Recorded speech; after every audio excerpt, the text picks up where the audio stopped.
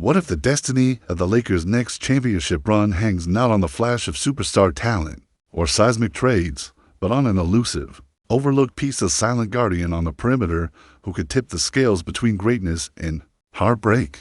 What if the battle for the purple and gold's future isn't just decided on the hardwood, but in the quiet, ruthless calculus of roster logistics, timing, and painful compromise? Welcome back to Lakers News Fan Report, where raw truth meets purple and gold passion.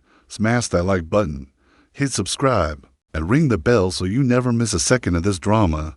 The Los Angeles Lakers, a franchise forged in dynasties and heartbreaks, find themselves once again in the unforgiving crucible of the Western Conference, a place where good isn't good enough and where the margin between contender and pretender is a razor's edge. It's like watching a high-stakes poker game, the Lakers holding a decent hand, brimming with balance and talent, but still constantly hunting for that singular, perfect card that could unlock domination.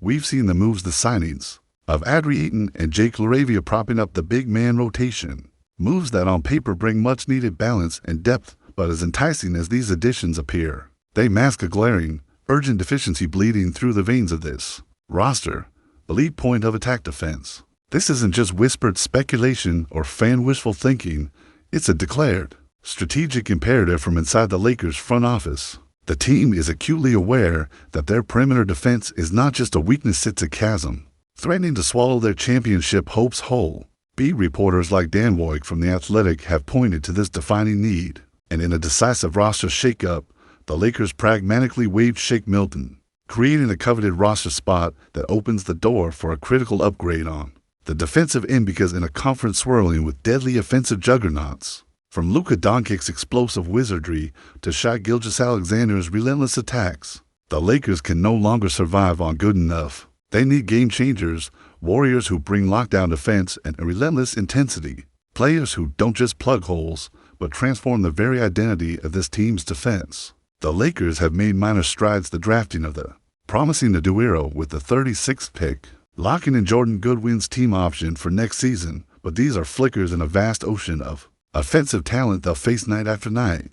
Without a true defensive anchor at the guard position, how can anyone expect them to silence the West's veritable arsenal of shooters and scorers? The frontline battle begins with names potential saviors rumored to be within reach, each at different junctures of their career, skill sets, and fit. Gary Trent Jr., the former Milwaukee Bucks guard, flashes as an intriguing option. While not the quintessential lockdown defender, his ability to disrupt and stretch the floor with nearly 40% shooting from three could offer the Lakers a dual threat, spacing on offense and a competent defensive presence. Recall, last season he averaged 11.1 points in diminished minutes, proving efficiency still courses through his veins. The irony? He was a Lakers target before last season, but chose Milwaukee's path. Now, could the lure of purple and gold redemption bring him back?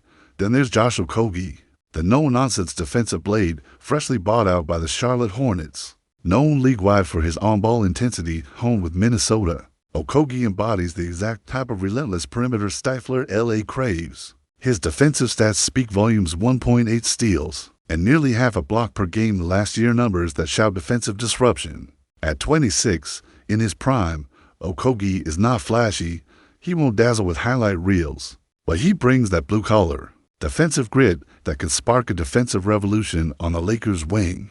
Versatility to his capability to guard multiple positions could offer Frank Vogel extra chess pieces to deploy in this desperate playoff war. Then the familiar shadow looms Gary Payton II, the son of the glove himself, now an unrestricted free agent after a Warriors stint that proved his defensive mettle. At 32, Payton carries the defensive DNA and a championship pedigree that screams value. Yes, injuries haunted parts of his career, but last season he stayed on the floor, delivering a steady 1.3 steals and 0.8 blocks per game, while shooting a highly efficient 57.4% from the field. Imagine that veteran hustle and defensive intellect, weaving into the Lakers' fabric a winning mentality alive and kicking, embodying the purple and gold story legacy. But the crown jewel, the potential game changer whispered about in hushed trade rooms and rumor mills, is Marcus Smart. The possibility that the Wizards might buy him out sends ripples across the basketball world. Smart is not merely good, he is one of the best defensive guards in the game, a former Defensive Player of the Year whose legacy was forged in the furnace of fierce Boston Celtics rivalries. Though injuries have chipped away at his physical consistency, his defensive IQ, relentless anticipation, and sheer leadership remain untarnished. Imagine Smart's voice rallying a second unit hungry for cohesion, his energy igniting a roster desperate to reclaim a bite of glory. His 9-point average last year was just icing on a defensive cake that could finally stitch together this Lakers team's framed perimeter defense. And then there's the tantalizing long-game Davin Mitchell, the Miami Heat guard whose trade restrictions might delay his arrival until December, but whose defensive rap sheet is as lethal as his nickname, Off Night, suggests. His knack for scrambling offenses and forcing turnovers, combined with playmaking and bench scoring punch, could reshape the Lakers' guard play long-term. It's the kind of high-stakes gamble that Lakers fans know all too well, waiting in suspense for a delayed reward, hoping it will catapult this team back to championship heights. Yet, amidst these possible moves, the icy hand of reality grips tight. The Western Conference is an unforgiving shark tank, teeming with talent capable of shattering playoff dreams at a moment's notice, and while the front office's eyes remain locked on the prize of the 2027 free agency class, that vision seems to constrict their appetite for high-value contracts right now, limiting the ability to pull the trigger on a costly, transformative move in this crucial window. Could the Lakers' cautious, cap-friendly approach be a calculated bet on future glory? Or is it a perilous gamble that sacrifices the slender flame of LeBron James' championship window?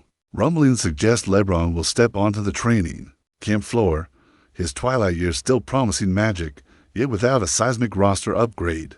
Can even the King shoulder this weight alone? The clock ticks, the stakes mount, and the choice is those agonizing decisions between present ambition and future flexibility will not merely define a season, but potentially the final, unforgettable chapter of a Lakers legend's career here in Los Angeles. So, Laker Nation, where does your faith lie? Is locking down one of these defensive maulers the spark that finally sets the purple and gold aflame, or is embracing a long-term, patient strategy at the cost of immediate contention the wisest path through this storm?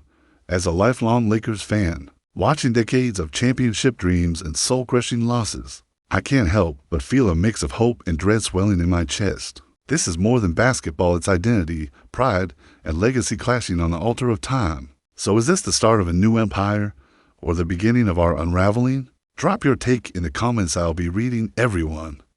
Brace yourselves, purple and gold warriors, because this story isn't just amplified, it's detonated into a seismic wave of Lakers lore, a future-defining drama that will leave your pulse pounding for days.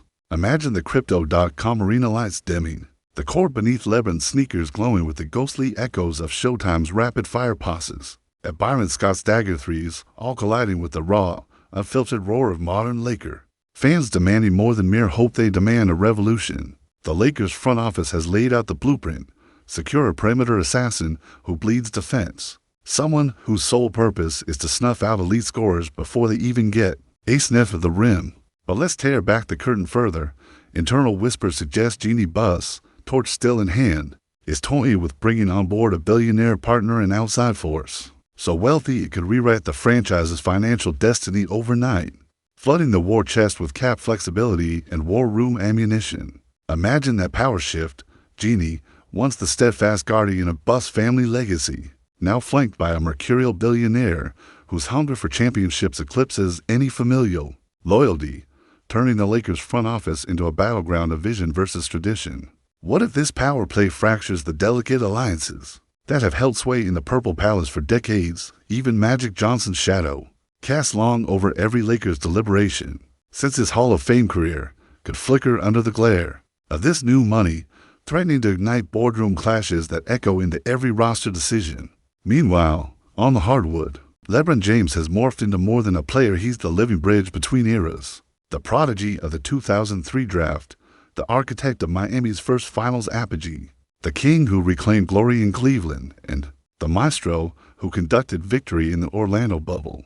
But with each sunrise nearing his 40th birthday, every fan knows the window slams shut on his unmatched brilliance. What if the Lakers stand pat, obsessing over far-off free agencies, while LeBron's final act demands immediate, decisive reinforcements? His legacy, already etched in 38,000-plus career points and countless highlight reel gravitas, now hinges on this season's script. Will he be remembered as the athlete who transcended time to bag another banner in LA? Or as the legend who hung up his sneakers watching lesser-equipped teams pour hot oil on the West's battlefields? And AD Anthony Davis carries his own crimson burden. The brow, with his mythic blend of power and finesse, was meant to be the foundation of a post-Kobe dynasty. Yet each injury scare, every balky ankle or sore hamstring reminds us that fragility lurks beneath that 6 feet 10 inches frame. What if the Lakers gamble on a defensive stalwart who clings to his health like a lifeline, while AD wades through recurring aches? Picture him laboring through mid-season games, shouldering double teams without a reliable perimeter lockdown partner, stepping into shackle opponents' backcourt maestros. Could a solitary addition do enough to shield him from nightly punishment? Or will opposing offenses tear him apart, forcing him into a grim dance with pain just to keep Laker hopes alive? Now cast your mind to LeBron James, that young lion cub molded in LA as neon glare, hungry to carve his own legend. The sophomore guard summer workouts have drawn buzz. His 3-on-3 drills crackle with promise, his mid-range game uncluttered and smooth, but he's still learning to navigate the NBA's unforgiving currents, to withstand the physical storms that can capsize rookies in their first year. If the Lakers miss on their defensive target, Bronny could be thrown into the furnace too soon, asked to cover wings twice his size or chase crafty vets off the bounce. That baptism by fire could accelerate his growth or incinerate his confidence before he even laces up for a regular season game. And what of Austin Reeves, the heart and soul of this roster's scrappy identity? His relentless energy and unshakable poise turned heads last season. But imagine him trapped in a rotation where point-of-attack defenders are merely good, not game-changing. His spark plugs the defensive stops that ignited bench runs could sputter, leaving LA with bench lineups that feel bereft of teeth. Without that fiery defensive wrecking crew on the wing, the Lakers' next man-up ethos could evaporate into impotent bench fodder against the West's second units bristling with defensive killers. Beyond the Staples Center cauldron, the ripple effects surge across the conference. The Warriors, once a flickering rival reduced to a shadow of their Splash Brothers' glory, now sense a fresh opening to reclaim Bay Area dominance. Draymond Green's claws might tear into Laker wings if Los Angeles fails to plug that defensive hole. Meanwhile, Denver's juggernaut offense, orchestrated by Nikola Jokic's otherworldly vision and Jamal Murray's surgical precision, could run LA's wings ragged in first-round matchups, turning this contested perimeter siege into a full-scale rout. At Phoenix, with Booker scoring avalanche and Durant's ice-cold meltdown making shots, could court the Lakers' fragility and exploit it without mercy, especially in clutch moments, where a single defensive lapse can tilt the balance of a series. Make no mistake, the Lakers know this. Every Western Titlis from 2015 onward has built a bullpen of bulldog. Defender Spurs Kawhi Leonard, Warriors Klay Thompson, Nuggets Aaron Gordon, and LA can't afford to trail behind. The stakes skyrocket when you factor in the looming 2027 free agency class. The Lakers' brass dreams according Joel Embiid to Wave Phenom Anthony Edwards, or even the elusive Damian Lillard, but only if their cap sheet is pristine and their culture unshakable. Cementing that culture begins now, with a mid-season acquisition that instantaneously transforms the rotational DNA. A veteran who speaks defensive fluently, who has navigated multiple playoff wars and still emerged unscathed. Think Josh Okogie, flying under the radar, but iron will. Or perhaps a calculated maverick step like trading for Marcus Smart at the deadline, hemorrhaging draft assets yet injecting the roster with an unrivaled hunger.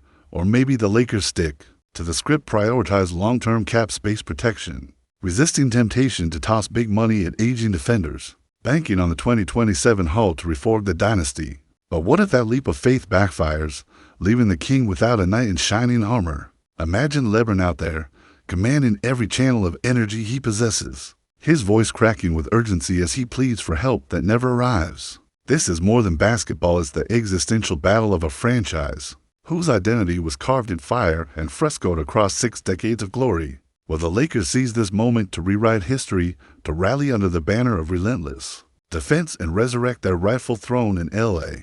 Or will they stand paralyzed by indecision, handing the Western crown to rivals who spat on Lakers banners and defiled their honor for far too long? As a Laker till the day I die, here's what I see coming.